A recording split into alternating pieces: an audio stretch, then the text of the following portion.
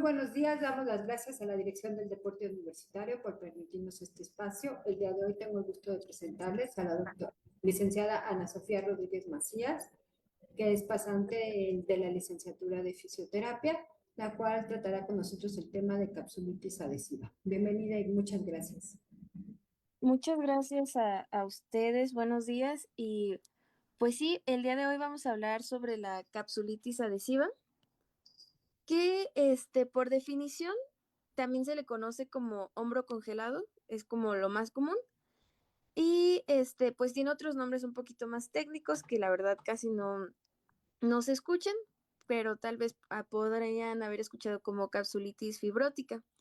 Y esto es una condición caracterizada por una restricción funcional de los movimientos activos y pasivos del hombro. Y en los estudios de imagen podemos ver que la articulación glenohumeral se observa casi normal, a excepción de que se puede presenciar un poquito de osteopenia o una tendinopatía calcificada. Entonces, en términos generales, como lo dice su nombre, hombro congelado, es que se congelan los movimientos del hombro, por una inflamación y rigidez de la cápsula articular. Y bueno, vamos a ver un poquito de epidemiología de la capsulitis. Es común en población general, ocurre entre un 2 a 5% de la población. Es más común en personas entre 40 a 60 años y de hecho predomina en mujeres de un 3 a 1. Y bueno, un dato es que tiene una alta relación con enfermedades metabólicas, una disculpa, y por ejemplo la diabetes, ¿no? Y como lo mencionaba, las enfermedades son diabetes mellitus tipo 1 y 2 y puede ser hasta 4 veces más de riesgo con estas enfermedades. También puede verse relacionado con enfermedades de la tiroides, como el hipotiroidismo o hipertiroidismo, y también en enfermedades cardíacas. Y bueno, en el ámbito deportivo es más común es menos común en deportistas jóvenes y más común como en deportistas un tanto más grandes, pero se suele ver en deportes con movimientos repetitivos de hombro y estos pueden ser como natación, béisbol, tenis o fútbol americano. También en atletas en fase de recuperación, o sea, en atletas como posquirúrgicos que requieren como en una inmovilización prolongada durante mucho tiempo. Y donde se ve más, como lo mencionaba antes, en atletas de mediana edad que realizan actividades como recreativas donde sobrecargan mucho su hombro. Estas actividades suelen ser golf, pádel, deportes de raqueta y suele verse muchísimo. Y pues obviamente cuando se presenta el hombro congelado en atletas, pues su rendimiento baja muchísimo ya que hay una limitación del rango y principalmente en movimientos que tengan abducción y rotación externa.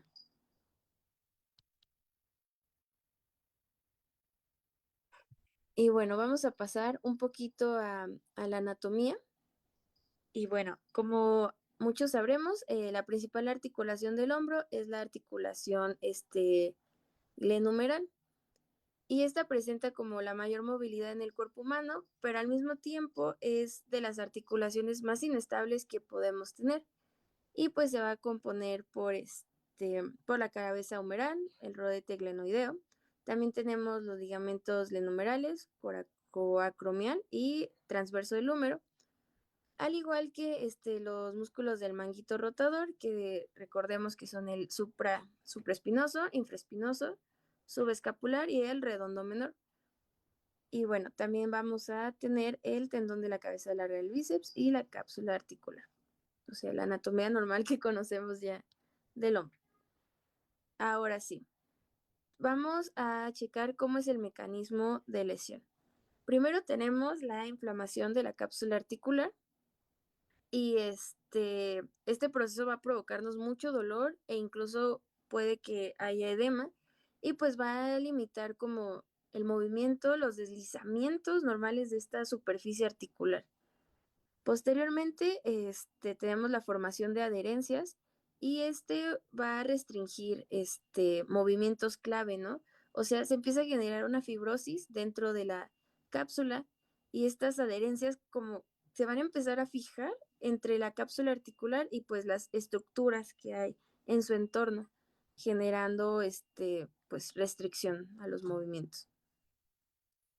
Posteriormente vamos a tener cambios biomecánicos y aquí se va a restringir como en la cápsula anterior y posterior, pues la limitación del rango de movimiento.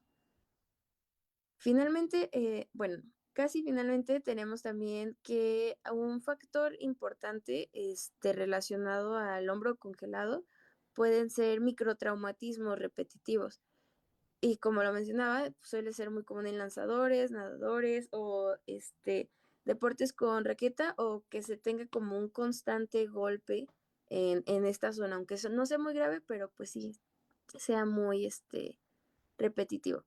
Y bueno, nuevamente comento el desuso de una poslesión, por ejemplo, tener inmovilizado mucho tiempo esta articulación por una cirugía, etcétera. Y bueno, de manera muy general, también para poder diagnosticarlo, tenemos estudios de imagen clave, que suelen ser las radiografías y, y la resonancia magnética. Y pues aquí podemos como observar la fibrosis que se puede ir realizando. Ahora sí, vamos a hablar sobre las causas y clasificación. Aquí primero lo tenemos de manera muy general. Tenemos causas primarias, que no se identifica como tal una causa base, y las secundarias, que aquí ya existe una condición asociada que puede ser identificada, puede ser algo intrínseco, extrínseco o sistemático.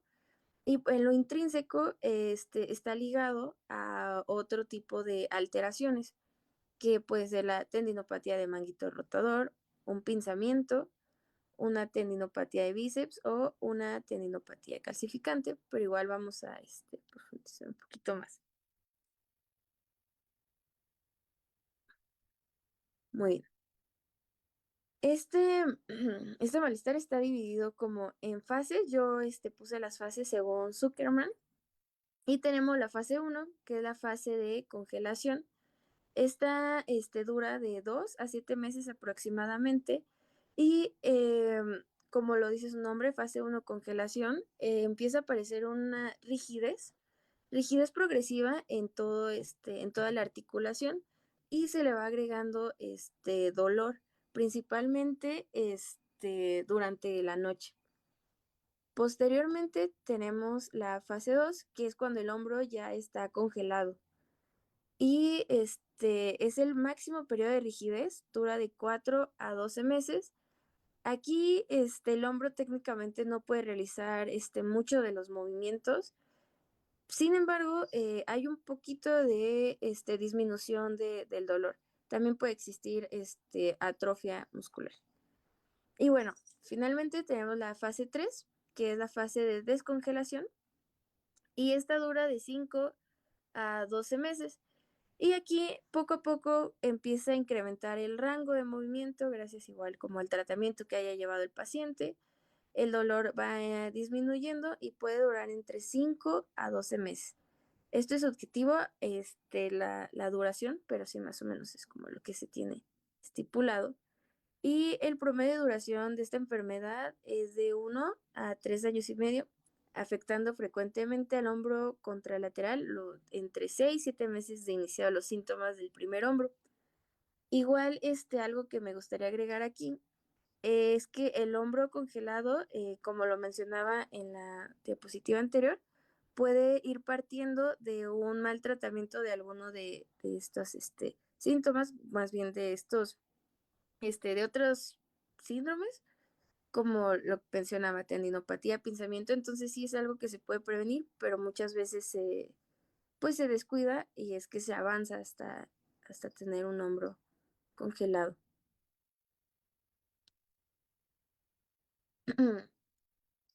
Y bueno, aquí de manera rápida también voy a comentar un poquito del diagnóstico diferencial. O sea, se puede confundir muchas veces este síndrome del hombro congelado con con otras cosas, ¿no?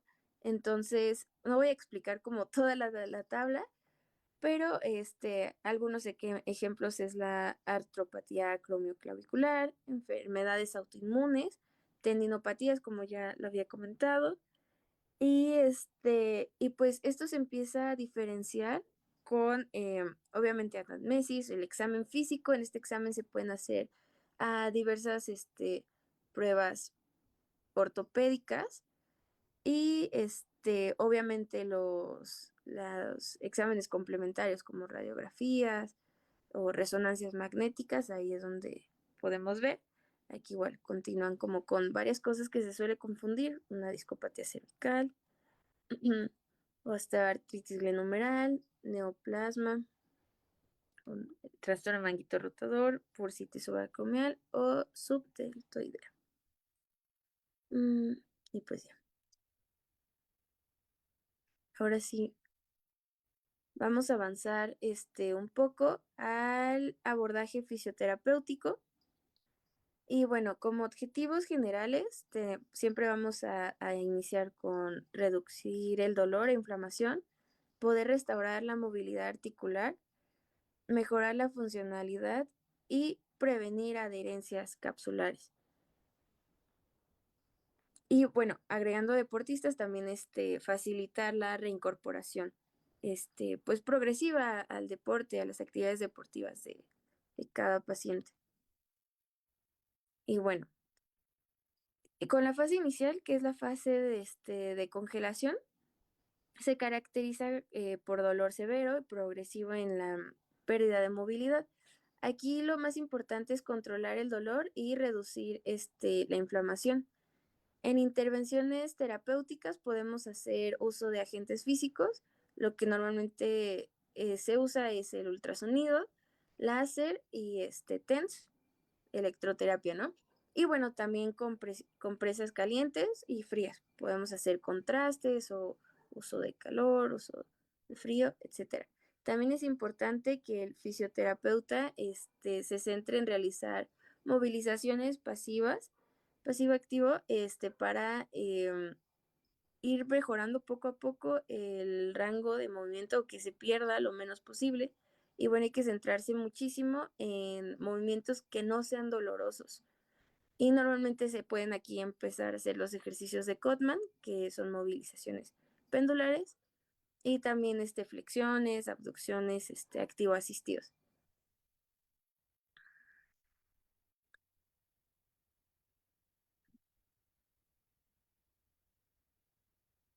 Muy bien. Luego tenemos la fase adhesiva, la fase de rigidez, que es cuando ya tenemos un hombro congelado y se caracteriza con dolor moderado, pero rigidez marcada. Como comentaba, aquí hay menos dolor, pero ya la rigidez está en su boom. Y bueno, como objetivo tenemos principalmente que ganar movilidad mediante la movilización progresiva. Aquí ya empezamos a meter muchísimos más estiramientos pasivos, progresivos, focalizando en rotación externa, interna y abducción. Algo que siempre hay que tener en mente es que es muy importante como oficios no crear mucho dolor. Muchas veces forzamos el dolor, pero eso puede ser contraproducente, entonces debe de ser todo como progresivo y no hacer que sufra el paciente, obviamente. Disculpe por el ruido, es que está pasando la campanita. Pero bueno, aquí ya podemos tener estiramientos, también muchas técnicas de terapia manual y movilización articular entre grado 3 y 4 de Maitland para romper estas adherencias. También hay muchas técnicas de tejido blando para permitir una liberación miofacial en músculos compensatorios, principalmente puede ser en trapecio y pectorales. Y bueno, aquí ya empezamos a meter ejercicios más activos de rango articular. Podemos hacer uso de bastones o pelotas para alcanzar como estos límites de movilidad. Y aquí también es importante que se empiece el fortalecimiento muscular inicial. Puede iniciar sencillo con bandas elásticas, y posteriormente pues ya ir metiendo un poco de más peso. Mm. Finalmente tenemos la fase de descongelamiento, también conocida como fase de resolución, y aquí la rigidez ya cede gradualmente. Es muy importante enfocarse en recuperar la fuerza que se perdió y preparar al paciente para su reincorporación deportiva o reincorporación a sus actividades de la vida diaria. Aquí ya empezamos a tener movilizaciones avanzadas, movimientos combinados en múltiples planos, también un correcto movimiento escapulohumeral y fortalecimiento específico, ¿no? En ciertos músculos ya hay un uso progresivo de pesas, ya, y soltamos las liguitas, podemos seguir manteniéndolo, pero pues ya se va soltando. Y también es importante meter algunos ejercicios isotónicos y pliométricos, claro, comento de nuevo según la tolerancia de cada paciente, y ejercicios de propiocepción, equilibrio y también por irse adaptando a las necesidades de cada paciente, ¿no? Con algunos pacientes tal vez es más que suficiente con que pueda empezar a mover y le permite realizar sus actividades de vida diaria, ya se puede peinar, cambiar, pero pues en alguien deportivo le puede ser muy importante recuperar al 100 todos los movimientos que requiere para su actividad, ¿no? Con rotación externa, interna, etcétera. Ujú.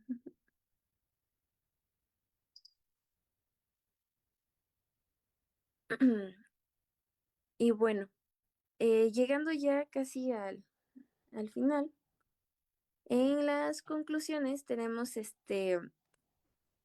4 puntos muy importantes. El primero es la importancia de un diagnóstico temprano, ya que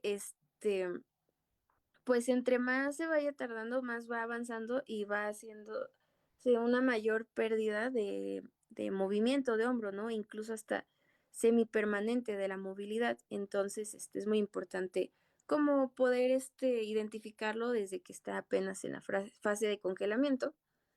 También es muy importante el diagnóstico diferencial para que se pueda abordar correctamente. Y también no, aquí no está este punto como tal, pero como lo había mencionado antes, muchas veces se llega a hombro congelado por otro diagnóstico maltratado, ¿no? Como una tendinopatía. Entonces, pues siempre va a ser muy importante abordar todo con tiempo. Después tengo abordaje integral fisioterapéutico. Y bueno, aquí debe de haber una combinación de distintas modalidades terapéuticas y no solamente centrarnos, por ejemplo, en solo agentes físicos o solo ejercicio o solo técnicas manuales o estiramientos, sino realmente abordar todo esto para poder dar una mejor respuesta al paciente. Y pues claro, también en esto de abordaje fisioterapéutico, me gustaría agregar que es importante em, que sea una progresión adecuada, no forzada, no crear como más molestia o más dolor a los pacientes, sino que siempre sea todo con mucho cuidado y no sufran los pacientes en la terapia. Luego en mi tercer punto tengo la importancia de la prevención y pues lo que ya había comentado, no dejar pasar otros síntomas, otros diagnósticos, porque después podemos llegar a lo de el hombro congelado. Y como cuarto punto, reincorporación deportiva segura. Muchas veces los pacientes pueden ser súper imprudentes y como sienten que ya pueden mover más su hombro o que ya recuperaron cierto rango, luego se meten a partidos, entrenamientos, y esto obviamente va a hacer que nunca se pueda sanar del todo la articulación y pues existan recaídas, ¿no? Recaídas más rápidas o incluso nuevas lesiones que tal vez ya no sean tratables solo en fisioterapia, sino que sean necesario tratarlos con cirugía, quirúrgicamente, y pues obviamente el retorno a su deporte pues va a ser muchísimo más difícil que si solamente hubiera sido con tiempo y con calma. Entonces creo que sí es muy importante recalcarle eso al paciente, aunque muchas veces no hacen caso, que, que sean seguros, que no sean imprudentes y bueno, aquí de la mano con la reincorporación deportiva segura, pues va en general crear conciencia y educar a los pacientes sobre como lo que tienen, el tratamiento, cómo se va evolucionando, que sean pacientes y y pues si no, no haga cosas que puedan lastimarle más. Y bueno, creo que es todo. Muchísimas gracias, licenciada. Yo creo que sí es una parte muy importante recalcarle al paciente que no tenga miedo muchas veces a moverse, ¿no? Que bueno, tenga un diagnóstico, un manejo adecuado, pero la mayoría de la gente siempre cree que va a sanar si deja de moverse. Y este es un claro ejemplo de que eso no es la opción, porque dejamos de mover nuestro hombro, se congela y en muchos casos puede ser que nunca recuperemos el rango completo de movilidad por esa falta de movimiento que tuvo desde el principio. Entonces, siempre tener un buen diagnóstico, acercarse a un profesional para que nos diga en qué momento puede empezar a movilizarlo y hacerlo a la brevedad, porque tenemos muchos pacientes que dejan de moverse y al final, como les mencioné, no movilizan el hombro de manera completa y como bien mencionó, es una articulación con un grado de movilidad muy, muy amplio que puede lesionarse fácilmente, pero también puede incapacitarse fácilmente. Eh, Otra parte importante es, bueno, sí la movilidad de inicio, pero también el fortalecimiento. Debe como un programa de rehabilitación y de fisioterapia, porque muchas veces creen que con mover lo suficiente y fortalecer todos los músculos que se involucran en la articulación es una parte muy importante para evitar nuevas lesiones. ¿Algún comentario para terminar, por favor? Pues tal como usted comentaba, es importante como un balance. Creo que es muy importante en los pacientes que exista un balance. Por un lado, obviamente, que no deje de mover por completo porque tienen miedo, o sea, no sé, tuve una lesión reciente, tengo miedo, no lo muevo y se me puede crear la capsulitis, congelar el hombro, pero por otro lado tampoco es de que, bueno, apenas lo puedo mover poquito y ya voy a hacer todas mis actividades. Entonces creo que es muy importante crear este balance y pues no dejar pasar las cosas porque muchas veces es que llegamos hasta este extremo de que se nos congela el hombro porque vamos dejando pasar nuestros otros síndromes o síntomas o diagnóstico. Entonces creo que esa sería mi conclusión. Sí, y pues bueno, también acercarse a un profesional siempre, no pensar que podemos manejar las cosas tan fácilmente. Hay profesionales, hay médicos, hay licenciados en fisioterapia que nos pueden orientar adecuadamente. Pues muchísimas gracias y damos las gracias a la Dirección del Deporte Universitario por permitirnos este espacio. Muchas gracias.